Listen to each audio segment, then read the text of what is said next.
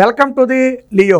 ఈరోజు సాక్షి పత్రికలో నిన్న మొత్తానికి సాక్షి పత్రికలో ఒక కథనం అయితే వచ్చింది. ఏంటంటే మహిళా కమిషన్ చైర్పర్సన్కి అలాగే సభ్యులకు జీతాలు ఇవ్వలేదంట. అంతా బాగానే ఉంది, కానీ 4 నెలల నుంచి జీతాలు రాలేదని ఎప్పుడైతే చెప్పారో అక్కడ దొరికిపోయారు. అంటే వీళ్ళకి జీతాలే ఉంది, నూతన ప్రభుత్వం కాదు. ఎందుకంటే వీళ్ళు వచ్చి ఇంకా నెల రోజులు కూడా కాల. మీకు నిజంగా ఈ ప్రభుత్వం ఆపితే పోనీ 1 నెల జీతాలు ఆపి ఉండాలి, అంతే కదా. మరి మిగతా 3 నెలల జీతాలు ఎక్కడవి? జగన్మోహన్ రెడ్డి ఆపిందే కదా. జగన్మోహన్ రెడ్డి 3 నెలలు జీతాలు ఆపినప్పుడు నోట్లో ఏం పెట్టుకున్నారు? జగన్మోహన్ రెడ్డి 3 నెలల జీతాలు ఆపినప్పుడు నోట్లో ఏం పెట్టుకున్నారంటే ఎందుకు అడగలేదు, ఎందుకు సాక్షిలో రాయలేదు? మరి ఇప్పుడు చంద్రబాబు గారి ప్రభుత్వం వచ్చి నెల అయింది. వాస్తవానికి సిగ్గు శరం ఉంటే మీరు రాజీనామా చేయాలా. నామినేటెడ్ పదవులన్నీ సాంప్రదాయబద్ధంగా రాజీనామా చేసి వెళ్ళిపోతారు. ఆల్రెడీ చాలామంది చేశారు. సజ్జల రామకృష్ణారెడ్డి దగ్గర మొదలు పెడితే ఆ పొన్నవోలు సుధాకర్ రెడ్డి వరకు సాంప్రదాయబద్ధంగా వాళ్ళు రాజీనామా చేసేశారు. అలాగే మహిళా కమిషన్ చైర్పర్సన్ కూడా వైసీపీ నాయకురాలకు ఇచ్చుకున్నటువంటి పదవి. అందులో సభ్యురాలు ఎవరు? గడ్డం ఉమ్మ లాంటి వైసీపీ కార్యకర్తలు. అప్పుడు ప్రత్యేక హోదా కోసం బోర్డు పట్టుకుని తిప్పుకుంటూ తిరిగి చూసారా? ఆ తర్వాత 5 ఏళ్ల పాటు తనకి ప్రత్యేక హోదా వచ్చింది, కానీ రాష్ట్రానికి రాలా. ఏళ్ళకి పదవులు వచ్చాయి, కానీ రాష్ట్ర నిరుద్యోగ యువతకి ఏం రాలా. ఆ రోజు ఏమని మాట్లాడింది? యువతకు చంద్రబాబు నాయుడు అన్యాయం చేస్తున్నాడు, జగన్ వస్తే న్యాయం. ఎవరికి చేసాడు న్యాయం? నీకు చేసాడు న్యాయం, నీకు చేసాడు న్యాయం. ప్రజలకు ఎవరికి న్యాయం చేయాలా, యువతకి ఎవరికి చేయాలా. వీళ్ళంతా వైసీపీ బ్యాచ్. ఎప్పుడైతే నూతన ప్రభుత్వం వచ్చిందో అప్పుడు రాజీనామా చేయాలా. చేయకపోతే ప్రభుత్వం రాజీనామా చేయమని ఆదేశిస్తుంది. అయినప్పటికీ మహిళా కమిషన్ జోలికి పోలా.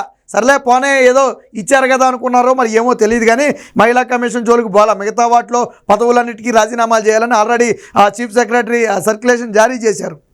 వీళ్ళు రాజీనామా చేయకుండా అందులోనే పాగా వేయటమే కాకుండా జగన్మోహన్ రెడ్డి ఎగ్గొట్టిన జీతాలు కూడా చంద్రబాబు ఇవ్వాలంట. సిగ్గు శరం ఉందా అడగటానికి? ఏమైనా నోటికి అన్నమైనా తినేది? జగన్మోహన్ రెడ్డి ఎగ్గొట్టిన జీతాలు చంద్రబాబు నాయుడు ఇమ్మని అడగడానికి సిగ్గులేదా అంటున్నా. సరే, మిగతా డిపార్ట్మెంట్లో పనిచేసే వాళ్ళకి ఇవ్వకపోతే అది వేరే విషయం, సరే ఇస్తారు. మీకెందుకు ఇవ్వాలా? మీరు వైసీపీ పేటీఎం కార్యకర్తలు కదా, మీకెందుకు ఇవ్వాలి జీతం? జగన్మోహన్ రెడ్డి ఎగ్గొట్టిన జీతం మీకెందుకు ఇవ్వాలా? సో ఏం రాశారో చూడండి. ఈ గజలక్ష్మి అంటే ఎవరు అనుకుంటున్నారు?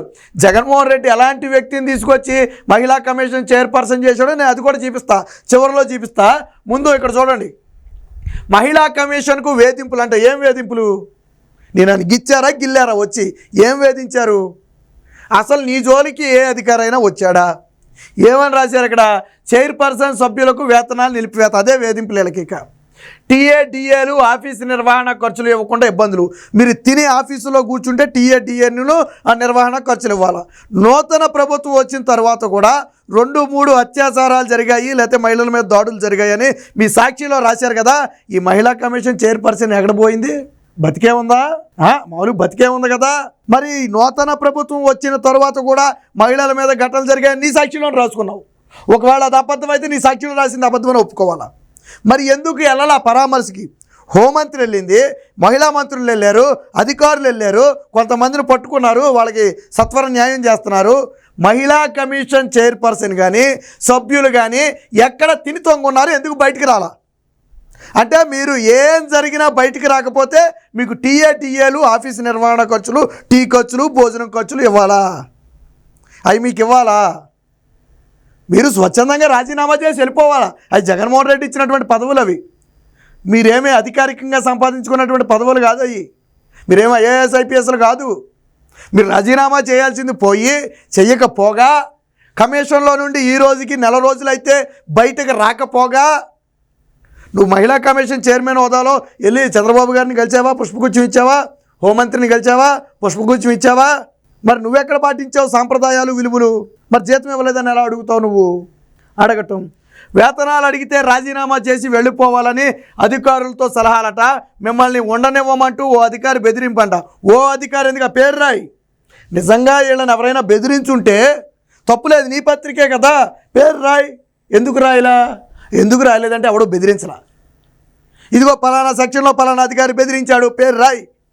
ఎందుకు రాయలా? ఎందుకు రాయలేదంటే వాడు అక్కడ బెదిరించలేదు. ఇవన్నీ అబద్ధపు రాతలు. కమిషన్ ఆదేశాలు పట్టించుకొని అధికారులట. ఏం ఆదేశాలు పట్టించుకోవాలా? మాకు టీలు దండే, టిఫిన్ దండే, మా భోజనాలు దండే, లేకపోతే మాకు టీఏలు ఇవ్వండి, మేము కూర్చొని తిరుగుతాము, మాకు కార్లకి డీజిల్ కొట్టించండి, పెట్రోల్ కొట్టించండి. లేకపోతే జగన్మోహన్ రెడ్డి ఎగ్గొట్టిన జీతాలు మాకు ఇవ్వండి, ఇవా ఆదేశాలు? మీరు ఇచ్చే ఆదేశాలు?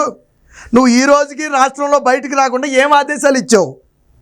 దేనికి ఇచ్చావు? నువ్వు ఘటన పరిశీలించి ఇదిగో ఈ ఘటనకు తగు చర్యలు తీసుకోవాలని ఒక ఆదేశం ఇచ్చానని చెప్పు. పోని దేనికి ఇచ్చావు ఆదేశాలు? ఎవరి చెవులో పువ్వులు పెడదామని? ఇంకా గవర్నర్కు ఫిర్యాదు చేసిన మహిళా కమిషన్ చైర్పర్సన్ వెంకటలక్ష్మి, మహిళా శిశు సంక్షేమ శాఖ కార్యదర్శికి కూడా ఫిర్యాదు అంట. న్యాయ పోరాటానికి సిద్ధం అంటే మేము తేరగా తిని కూర్చుంటాం తప్ప మేము రాజీనామా చేయమని చెప్తుంది. న్యాయ పోరాటం అంట. న్యాయ పోరాటం అంటే అదే, మేము తేరగా తిని ఆడ కూర్చుంటాం, జగన్మోహన్ రెడ్డి ఎగ్గొట్టిన జీతాలతో పాటు ఇప్పుడు జీతాలు కూడా మాకు ఇవ్వండి అని చెప్తుంది. అది న్యాయ పోరాటం వాళ్ళు చేసింది. ఇక్కడ చెప్పింది చూడండి, అసలు వార్త ఇక్కడ ఉంది. నాకు తోటి సభ్యులకు గౌరవ వేతనాలు ఇవ్వకుండా ఇబ్బంది పెడుతున్నారు. సభ్యులకు 1 నెల వేతనం ఆపేశారు. సరే, దాన్ని కాసేపు పక్కన పెడదాం. నాకు 4 నెలల వేతన బకాయిలకు అర్జీ పెట్టుకున్నా, 4 నెలల వేతన బకాయిలకు అర్జీ పెట్టుకున్నా చెల్లించలేదు. కనీసం టీఏ డిఏ ఆఫీసు నిర్వహణ ఖర్చులు కూడా ఇవ్వటం లేదు. మరి ఈ 4 నెలలు నువ్వు ఎవడ పాలనలో ఉన్నావన్నా? ఈ ప్రభుత్వం వచ్చి నెల అయింది, నీకు నిజంగా 1 నెల జీతం రాలేదంటే సరే ఈ ప్రభుత్వం ఆపింది అనుకుందాం కాసేపు. మరి మిగిలిన 3 నెలలు, 3 నెలల పాటు జగన్మోహన్ రెడ్డి నీకు వేతనాలు టీఏ డిఏలు ఇవ్వకపోతే నోరు మూసుకు కూర్చున్నావే. ఈరోజు 1 నెల వేతనం రాకపోతే ఎగేసుకుంటే ఎలా వచ్చావు? నేను ఒకటే అడుగుతున్నా, 3 నెలలు జగన్మోహన్ రెడ్డి ఇవ్వకపోతే కూర్చున్నావు కదా, మరి ఈ ప్రభుత్వంలో కూడా 3 నెలలు ఆగొచ్చు కదా. పోనీ ఇస్తారో లేదో తెలియాలంటే 3 నెలలు ఆగొచ్చు కదా. అప్పుడు లేని తొందర ఇప్పుడు ఎందుకు వచ్చింది? అప్పుడు లేవన్నోరు ఇప్పుడు ఎందుకు లేచింది? అంటే జగన్మోహన్ రెడ్డి జీతాలు ఇవ్వకపోతే దోచుకుని తిన్నాం కాబట్టి సరిపోద్ది, నూతన ప్రభుత్వం వచ్చేటప్పటికి దోచుకోవడం కుదరదు కాబట్టి జీతాలు కావాలా? అంతేనా లాజిక్? ఏదైనా లాజిక్ ఉందా? అది ఏదో బెదిరిస్తున్నట్టు మాట్లాడారంట. రాజ్యాంగబద్ధమైన నా పదవిలో 2 ఏళ్ల పాటు అంటే 2026 మార్చి వరకు ఉంటుంది. రాజ్యాంగబద్ధ వ్యవస్థలపై ప్రభుత్వం తీరు మారకుంటే న్యాయ పోరాటానికి సిద్ధం. సరే, నువ్వు 2026 మార్చి వరకు ఉంటే ఉండు, మరి అప్పటి వరకు జీతం అడక్కు.